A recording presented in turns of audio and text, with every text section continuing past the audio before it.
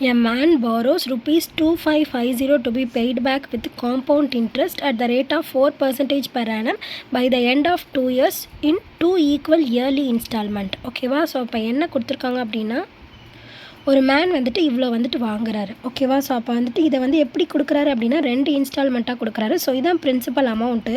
So இது வந்துட்டு என்னது டபுள் ஆக்கிக்கணும். ஓகேவா? ஸோ அப்போ P1 + P2 அப்படிங்கிறது வந்துட்டு என்னது 2550. ஓகேவா? ஸோ அடுத்தது ரேட் ஆஃப் இன்ட்ரெஸ்ட் கொடுத்துருக்காங்க. So R is equal to 4%.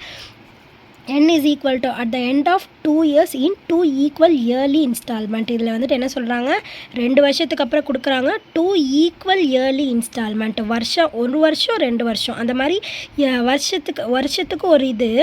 இந்த அமௌண்ட்டையே 2ஆக பிரிச்சுட்டு இந்த அமௌண்ட்டுக்கான 1 வருஷம் கொடுத்துருக்காங்க.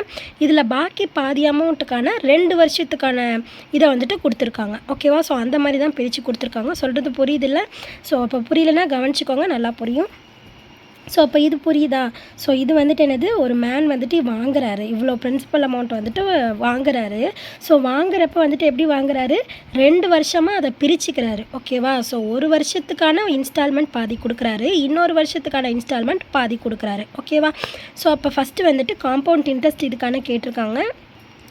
இதுக்கு ரெண்டுத்துக்கு அவர் திருப்பி கொடுக்குற அமௌண்ட் இருக்குல்ல, அது ரெண்டுமே வந்துட்டு என்னது ஈக்குவல் அப்படின்னு சொல்லிட்டாங்க. ஸோ அப்போ A1 is equal to A2. ஓகேவா? So equal instalment. ஸோ அதனால் A1 அப்படிங்கிறப்ப ஃபஸ்ட்டு 1 இயர்க்கானது. A1 அப்படிங்கிறது 1 இயருக்கு. ஸோ இது A2 அப்படிங்கிறது வந்துட்டு 2 இயர்ஸுக்கு. ஓகேவா? ஸோ அப்போ இதுக்கான ஃபார்முலா என்ன, P × 1 + R/100 whole power n வந்துட்டு என்னது 1. ஓகேவா? ஸோ அதே மாதிரி இதுக்கான A2க்கானது P × 1 + R/100 ஹோல் ஸ்கொயர். ஓகேவா? ஸோ 2 இயர்ஸுக்குள்ள அதனால் 2 போட்டிருக்கோம். ஓகே தானே, புரியுதுல்ல? ஸோ அப்போ இது வந்துட்டு P1, இது வந்து P2. ஓகேவா? ஸோ ரெண்டுத்துக்குமே பிரின்சிபல் அமௌண்ட் வந்துட்டு வேறு அமௌண்ட். ஓகேவா? ஏன்னா இதை எடுத்து தான் இதில் கொடுப்பாங்க, அதனால தான் வேறு அமௌண்ட்டு. ஓகே. ஸோ அப்போ நெக்ஸ்ட் ஒன் பாருங்கள். ஸோ P1 அப்படியே வச்சுக்கலாம். இந்த P2 மல்டிப்ளிகேஷனில் இருக்கா, இங்கிட்டு வரும்போது டிவிஷனில் வந்துடும். ஸோ இந்த இடத்துல என்ன இருக்குது, 1 + R/100 ஹோல் ஸ்கொயர் இருக்குது. ஸோ இது வந்துட்டு ஒன் சைடு இருக்கா, இங்கிட்டு வரும்போது டிவைடட் பையில் வந்துடுமா. ஸோ அப்போ 1 + R/100. ஓகேவா? ஸோ அப்போ 1க்கு 1 மட்டும் கேன்சல் ஆகிடுமா. அப்போ பாக்கி எவ்வளோ இருக்கும், 1 மட்டும் இருக்கும் பவரில். ஸோ அப்போ P1/P2 is equal to 1 + R/100. So 1 + R/100 அப்படின்னா என்னது, 1 + R வந்துட்டு எவ்வளோ, 4. ஸோ அப்போ 4/100. 1 4 is 4, 25 டைம்ஸ் வந்துட்டு 100. ஸோ 25 ப்ளஸ் இது வந்துட்டு 1. ஸோ 1 × 25 25, 25 + 1 எவ்வளோ, 26. ஸோ 26/25. ஸோ இதான் வந்துட்டு என்னது P1/P2. ஓகேவா? ஸோ இப்போ இதை நம்ம என்ன பண்ணிக்கலாம் அப்படின்னா ரெசிப்ரோக்கலாக எழுதிக்கலாம். நம்மளுக்கு கொஞ்சம் ஈஸியாக இருக்குங்கிறதுக்காக அப்படி திருப்பி எழுதிக்கிறோம். ஏன் அப்படின்னா இப்போ இதை வந்துட்டு நம்ம எப்படி கன்சிடர் பண்ணிக்க போகிறோம் அப்படின்னா P2 is equal to, இது இந்த சைடு வரும்போது மைனஸாக, அப்போ 2550 மைனஸ் P1. ஓகேவா? ஸோ அப்போ இந்த ஈக்குவேஷன் 1 வந்துட்டு நம்ம இப்போ இங்கே சப்ஸ்டியூட் பண்ண போகிறோம். அதுக்கு முதல்ல ரெசிப்ரோக்கலாக நம்ம இதை வந்து சேஞ்ச் பண்ணிக்கிறோம். ஓகேவா? அப்போ P2/P1 is equal to 25/26 அப்படின்னு இருக்குமா. ஸோ P2க்கு பதிலாக நம்ம என்ன எழுதிக்கலாம், இதை நம்ம எழுதிக்கலாம். ஸோ அப்போ ஈக்குவேஷன் 1 நம்ம இந்த இடத்துல சப்ஸ்டியூட் பண்ணுறோம். ஸோ சப்ஸ்டியூட் பண்ணோன்னா என்னது, 2550 divided by minus P1 divided by P1 is equal to 25/26. இது டிவைடட் பையில் இருக்கா, இங்கிட்டு வரும்போது என்ன ஆகிடும், மல்டிப்ளிகேஷனில் போயிடுமா. அப்போ நம்ம இதை எப்படி எழுதிக்கலாம், 2550 minus P1 is equal to 25/26 P1. இந்த மைனஸ் P1 ஈக்குவல்ட்டுக்கு இந்த பக்கம் வரப்போ என்ன ஆகிடும், ப்ளஸில் வந்துடுமா. அப்போ நம்ம எப்படி எழுதிக்கலாம், 2550 is equal to 25/26 P1 minus plus P1. Minus இங்கிட்டு இருந்தது, இங்கிட்டு வரும்போது ப்ளஸ் ஆகிடுச்சு. ஸோ அப்போ இதை நம்ம எல்சிஎம் எடுத்துக்கலாமா. ஸோ டிவைட் பையில் ஒன்றுமே இல்லைனா 1 இருக்காத அர்த்தம். ஸோ கிராஸ் மல்டிப்ளிகேஷன் பண்ணால் 25P1 plus 26P1 divided by 26. ஓகேவா? ஸோ இது இந்த சைடு வரும்போது மல்டிப்ளிகேஷனில் வந்துடும்.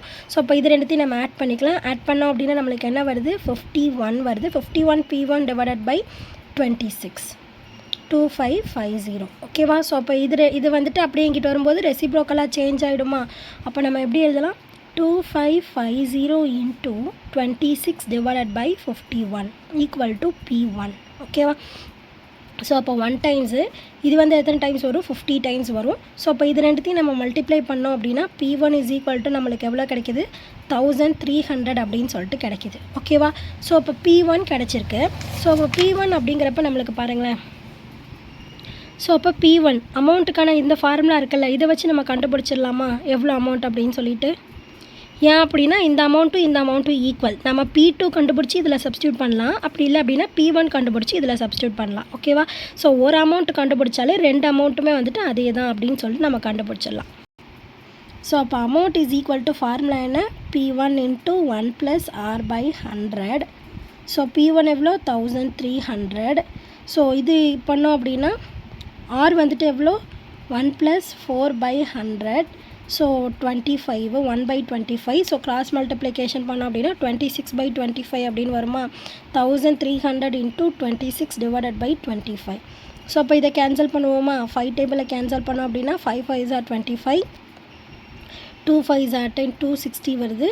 மறுபடியும் கேன்சல் பண்ணோம் அப்படின்னா 1 5 is 5, 5 5s are 25, 2 5s are 10. So அப்போ 52 × 26. ஸோ 52 × 26 மல்டிப்ளை பண்ணோம் அப்படின்னு நம்மளுக்கு என்ன ஆன்சர் கிடைக்கும்.